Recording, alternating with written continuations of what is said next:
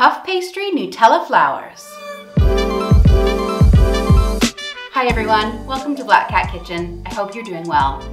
Today we're making the easiest treat using Nutella and puff pastry. It only takes a few ingredients and it comes together super quick. So let's jump into the recipe. See the description below for a list of ingredients.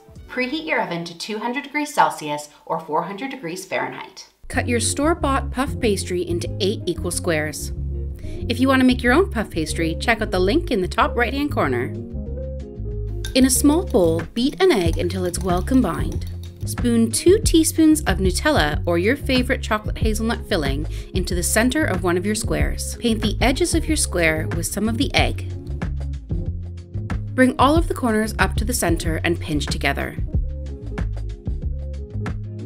Then with the remaining flaps that are on the pastry, pull those into the center and pinch it so that there are no open gaps.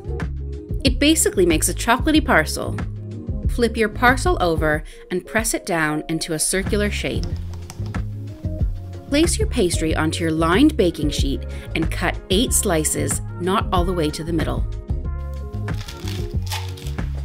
Once you've completed your slices, turn your little triangles filled with Nutella so that the cut side is up. Brush with some more of that egg and sprinkle some chopped hazelnuts in the center. Bake your Nutella flowers for 15 to 20 minutes or until lovely and golden brown. Once slightly cooled, dust with some powdered sugar. Now all that's left to do is pour yourself a big glass of milk and enjoy.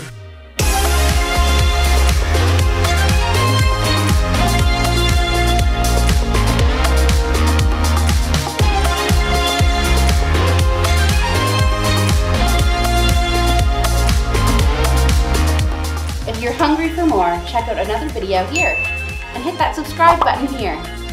Thanks so much for watching. Make sure to leave us a big thumbs up and a comment down below. We'll see you next time.